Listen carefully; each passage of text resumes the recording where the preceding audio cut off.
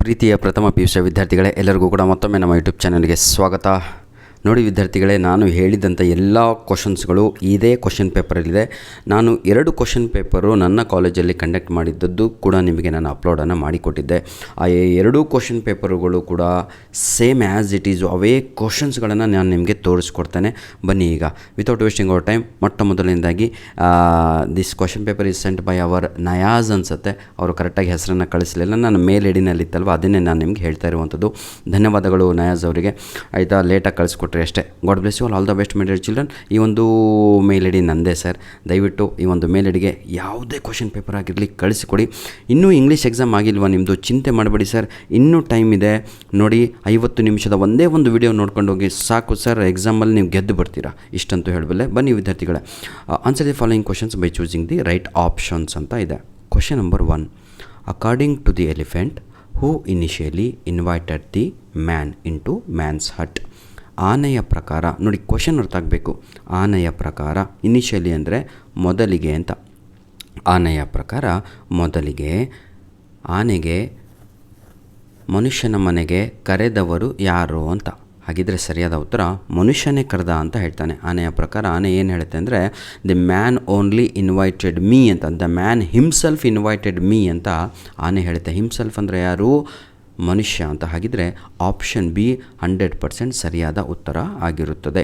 Question number 2, my dear children, complete the following analogy with about the school boy ಅಂತ ಇದೆ. School ಬಾಯ್ನಲ್ಲಿ school ಅಂತ ಹೇಳಿದರೆ refers to cage ಅಂತ ಇದೆ. ಹಾಗಿದ್ರೆ ಸ್ಕೈಲಾರ್ಕನ್ನು ನಾವು ಸ್ವೀಟ್ ಕಂಪನಿ ಅಂತ ಕರಿತೀವಿ. ಆಪ್ಷನ್ ಸಿ ರೈಟ್ ಆನ್ಸರ್ ಆಗಿರುತ್ತದೆ. ಸ್ವೀಟ್ ಕಂಪ್ನೀಸ್ಗಳಲ್ಲಿ ಇದು ಎಕ್ಸಾಮಿಗೂ ಕೂಡ ಬರ್ತಾ ಇದೆ. ನಾನು ಹೇಳಿದ ಪ್ರಶ್ನೆನೇ ಇದು 2 ಮಾರ್ಕ್ಸಲ್ಲೂ ಬರ್ತಾ ಇದೆ ಮಕ್ಕಳೇ. ಸ್ವೀಟ್ ಕಂಪ್ನೀಸ್ ಯಾವುದಾವುದು? Birds, skylark, huntsman. ಆಯಿತಾ, ಇದು ಕೂಡ ನೆನ್ಪಿಟ್ಕೊಳ್ಳಿ.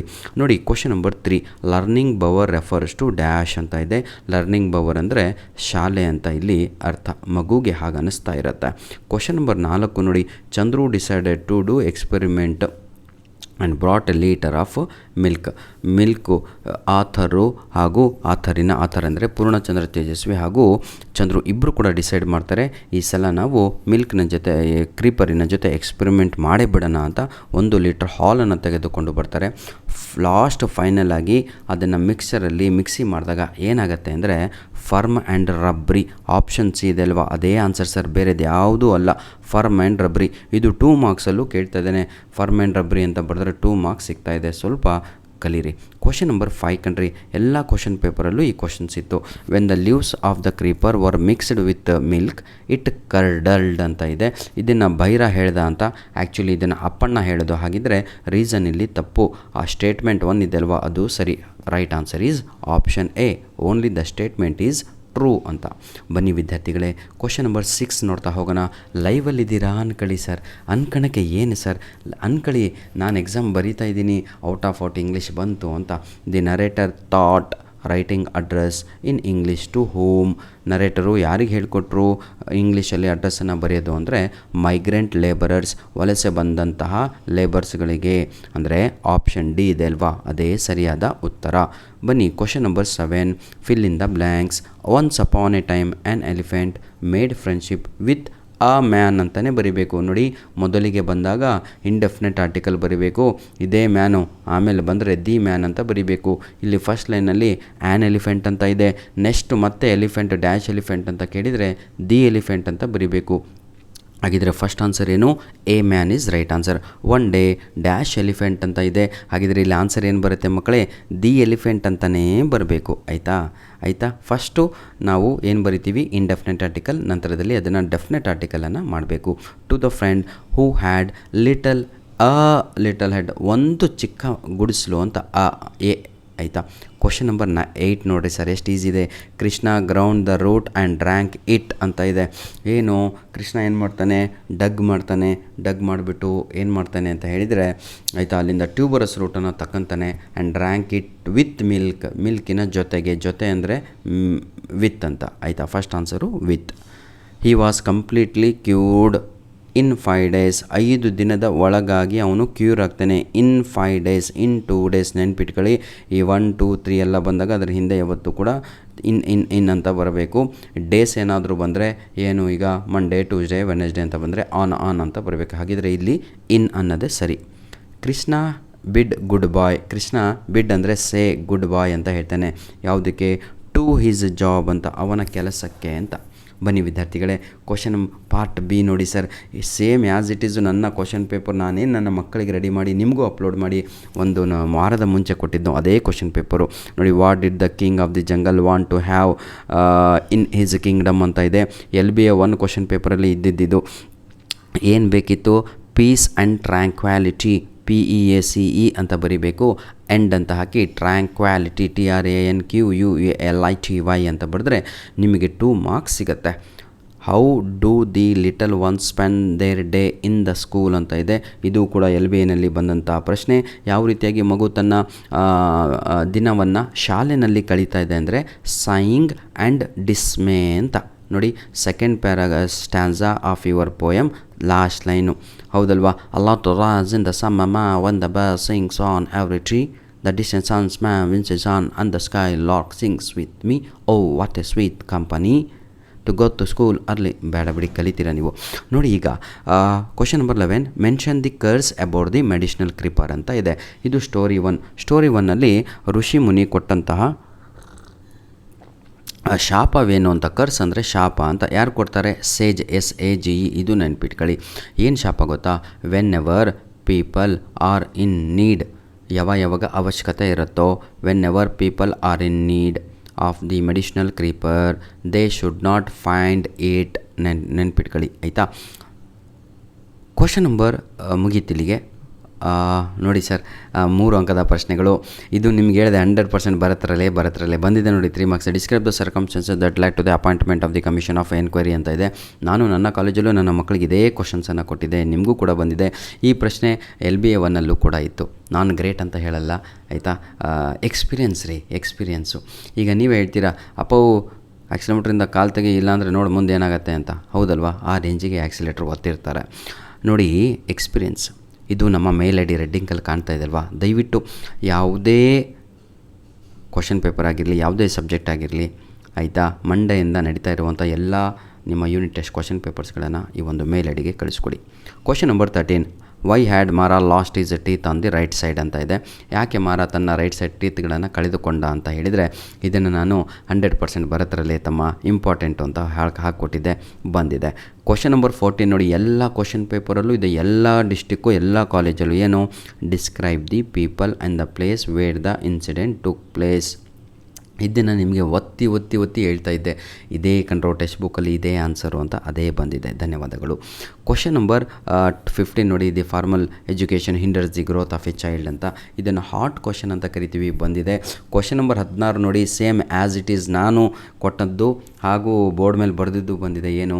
How was Krishna cured of his illness ಅಂತ ಇದೆ. ಇಲ್ನೆಸ್ ಅಂತ ಹೇಳಿದರೆ ಬಾಯ್ಲ್ಸು ಹಾಗೂ ಪೈಲ್ಸ್ ಎರಡೂ ಕಾಯಿಲೆಗಳ ಬಗ್ಗೆ ಇಲ್ಲಿ ಬರೀಬೇಕು. 4 ಮಾರ್ಕ್ಸಿಗಿದೆ. ಪಾರ್ಟ್ ಸಿ ಮಕ್ಕಳೇ. ಈಗ ಪಾರ್ಟ್ ಸಿ ಏನು ಬರೀತೀರ ನೀವು? ಪಾರ್ಟ್ ಡಿಗೆ ಹೋಗ್ಬಿಡೋಣ. ಇಲ್ಲೇ ನಮ್ಮ ಮಕ್ಕಳು 0 ಮಾರ್ಕ್ಸ್ ತಗೊಳೋದು. ಬನ್ನಿ, ಯಾಕಂದರೆ ಇಲ್ಲಿ ಅರ್ಥ ಆಗಲ್ಲ ಅವರಿಗೆ, ಅರ್ಥ ಮಾಡಿಸ್ತೀನಿ. ಹಾಗಾಗಿ ನನ್ನ ವಿಡಿಯೋ ಇಂಗ್ಲೀಷ್ ವಿಡಿಯೋ ಸ್ವಲ್ಪ ಲೆಂತಿ ಆಗುತ್ತೆ, ಅಡ್ಜಸ್ಟ್ ಮಾಡ್ಕೊಳ್ಳಿ. ಯಾಕೆ ಗೊತ್ತಾ? This video is not for your unit test 1 man, this is for your mid term and annual ಎಕ್ಸಾಮಿನ ಟಾರ್ಗೆಟ್. ನನ್ನ ಟಾರ್ಗೆಟು ಸದಾ ನಿಮ್ಮ ಫೈನಲ್ ಎಕ್ಸಾಮಿಗಾಗಿರುತ್ತೆ. Choose the correct form of the verbs that agrees with the subject. ಹಾಗಿದ್ರೆ subject verb ಅಗ್ರಿಮೆಂಟಿನ ಟಾಪಿಕ್ಕಿನ ಮೇಲೆ ಇಲ್ಲಿ ಒಂದು ಕ್ವಶನ್ ಇದೆ. Each of the books on the shelf. ನೋಡಿ ಹೇಗೆ ನಿಮ್ಮನ್ನು ಅಮರಿಸ್ತಾರೆ ಅಂತ. Each of the books on the shelf. ಹೌದಲ್ವಾ? ಹಾಗಿದ್ರೆ ನಿಮಗೇನು ಅನ್ನಿಸ್ತಾ ಇದೆ ಇಲ್ಲಿ? ಬುಕ್ಸ್ ಅಂದ ತಕ್ಷಣ ತಗೋ ಪ್ಲೂರಲ್ ಫಾರಮ್ ಅಂತೀರ. ನೋ. ಈಚ್ ಅಂದರೆ ಪ್ರತಿಯೊಂದು ಪುಸ್ತಕ ಇರುವಂಥದ್ದು. ಆನ್ ದ ಶೆಲ್ಫ್ ಬಿಲಾಂಗ್ಸ್ ಅಂತ ಬರೀಬೇಕು. BELONGS ಟು ಸರಳ, ಅವಳಿಗೆ ಸೇರಿದ್ದು. ಹೂ ಡ್ಯಾಶ್. ಹೂ ಅಂದರೆ ಯಾರು? ಸರಳ. ಹಾಗಿದ್ದರೆ ಅವಳು ಸಿಂಗ್ಯುಲರು. ಲವ್ಸ್ ಅನ್ನುವಂಥದ್ದೇ ಸರಿ. Collecting rare manuscript. Neither she nor her friends ಅನ್ನುವಂಥದ್ದೇ ಬಹುವಚನ. ನೀದರ್ ಬಂದಾಗ ನೆನ್ಪಿಟ್ಕೊಳ್ಳಿ, ಮುಂದೆ ಯಾವತ್ತೂ ಕೂಡ ನಿಮಗೆ ಬಹುವಚನನೇ ಬರುತ್ತೆ, ವರ್ಬು ಪ್ಲೂರಲ್ ಫಾರಮ್ಮೇ ಬರುತ್ತೆ. So right answer is ARE. ಈಗ ನಾನು ನೆಕ್ಸ್ಟ್ ಮೇನ್ ಕ್ವಶನಲ್ಲಿದ್ದೀನಿ. Fill in the blanks with the suitable form of the ವರ್ಬ್ಸನ್ನು ನೋಡೋಣ ಮಕ್ಕಳೇ, ಬನ್ನಿ. They were erecting the bamboo frame to tie the bamboo frame. ಸಣ್ಣ ಡ್ಯಾಶ್ ಗೋ. ಸರ್, ಗೋಸ್ ಬರಿಬೇಕಾ, going ಬರಿಬೇಕಾ, ವೆಂಟ್ ಬರಿಬೇಕಾ, ಗಾನ್ ಬರಿಬೇಕಾ? ಇದು ನಿಮ್ಮ ತಲೆಯಲ್ಲಿ ಇದೆ. ಹಾಗಿದ್ರೆ ಏನು ಬರಿಬೇಕು ಅಂತ ನಮಗೆ ಪ್ಯಾಸೇಜ್ ಹೇಳಿಕೊಡುತ್ತಿದೆ ನೋಡಿ. They were erecting. ವರ್ ಅಂದರೆ ಪಾಸ್ಟ್ ಟೆನ್ಸ್, ಭೂತಕಾಲ. ಹಾಗಾಗಿ ಮುಂದೆ ಬರುವಂಥ ಎಲ್ಲ ಡ್ಯಾಶಸ್ಸು 99% ಇದರಲ್ಲಿ ಏನಂತೀರ ಸರ್, ಪಾಸ್ಟ್ ಟೆನ್ಸಲ್ಲಿ ಬರುತ್ತೆ. ಸೊ ರೈಟ್ ಆನ್ಸರ್ ಈಸ್ ಗೋಗೆ past tense went, WENT. Clear my dear children? Very good. And the forest ನೋಡಿ, ಆಯಿತಾ. He went to the forest and dash a whole bundle of creepers. ತಂದ ಅಂತ ಬರಿಬೇಕು, ಬ್ರಾಕೆಟಲ್ಲಿ bring ಅಂತ ಇದೆ, ಆಯಿತಾ. ತಂಬ ಅಂದರೆ ತೆಗೆದುಕೊಂಡು ಬಾ ಅಂದರೆ ಬ್ರಿಂಗ್ ಅಂತ.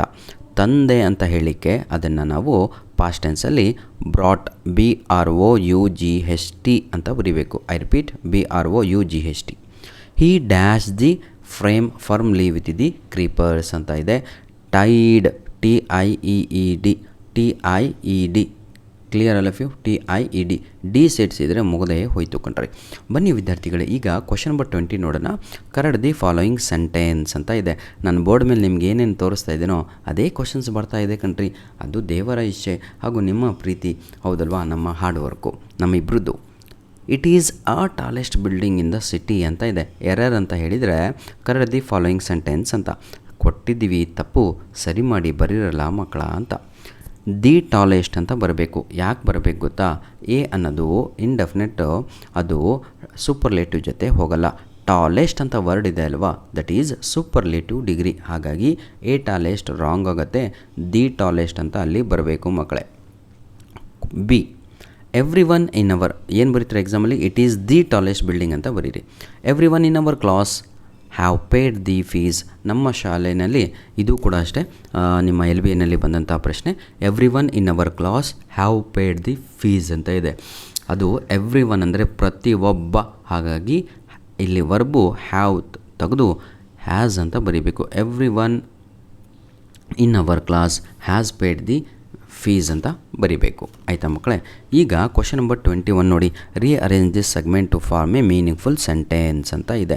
ಬನ್ನಿ. ಏನಿಲ್ಲ ಸರಿ, mathematics is a tough subject, full stop. ಧನ್ಯವಾದಗಳು. ನಿಮ್ಮ ಪ್ರೀತಿ ಹೀಗಿರಲಿ. ದಯವಿಟ್ಟು ಕ್ವಶನ್ ಪೇಪರ್ಗಳನ್ನು ಕಳಿಸ್ಕೊಡ್ತೀರಾ ಅಂತ ಅಂದ್ಕೊಂಡೆ ಈ ವಿಡಿಯೋನ ಇಲ್ಲಿಗೆ ವೈಂಡ್ ಆಫ್ ಮಾಡ್ತಾಯಿದ್ದೇನೆ, ಸೈನ್ ಆಫ್ ಮಾಡ್ತಾಯಿದ್ದೇನೆ. ನನ್ನ ಪ್ರೀತಿಯ ವಿದ್ಯಾರ್ಥಿಗಳೇ, ನಿಮ್ಮ ಪ್ರೀತಿಯ ಕಮೆಂಟ್ಸಿಗಾಗಿ ನಾನು ಕಾಯ್ತಾ ಇರ್ತೇನೆ. ಲವ್ಲಿ ಕಮೆಂಟ್ಸ್ ಬಹಳ ಓದಿ ಬಹಳ ಸಂತೋಷ ಆಗುತ್ತೆ. ನಿಮ್ಮಿಂದ ನಾನು ಅದೇ ಪಡೆಯುವಂಥದ್ದು. ಥ್ಯಾಂಕ್ ಯು ಅಂತ ಬರೆದ್ರೂ ಕೂಡ ಎಷ್ಟೋ ಸಂತೋಷ ಕಣ್ರಿ. ಅಥವಾ ಮುಂದೆ ಈ ವಿಡಿಯೋ ಕೊಡಿ ನನಗೆ ಅಂತ ಹೇಳಿದರೂ ಸಂತೋಷ. ಗ್ರಾಮರ್ ಬರಲ್ವಾ? ಒಂದು message hockey, sir I want grammar ಅಂತ. ಪಟ್ ಅಂತ ನಿಮಗೆ ನಿಮ್ಮ ಯೂನಿಟ್ ಟೆಸ್ಟ್ 1 ಗ್ರಾಮರ್ ಬಂದು ಬೀಳುತ್ತೆ. ಆಯಿತಾ? ಈ ವಿಡಿಯೋದ ಡಿಸ್ಕ್ರಿಪ್ಷನ್ ಬಾಕ್ಸಿನ ಕೆಳಗಡೆ ಫುಲ್ ಗ್ರಾಮರು, ನಿಮ್ಮ ಯೂನಿಟ್ ಟೆಸ್ಟಿಗೆ ಬೇಕಾಗಿರುವಂಥದ್ದು ಹಾಗೂ ಕ್ವಶನ್ ಆನ್ಸರ್ಸ್ ಎಲ್ಲ ರೆಡಿ ಇದೆ. ದಯವಿಟ್ಟು ಯಾರಿಗೆ ಗೊತ್ತಿಲ್ವೋ ತೆಗೆದುಕೊಳ್ಳಿ. ಧನ್ಯವಾದಗಳು. All the best. God bless you all.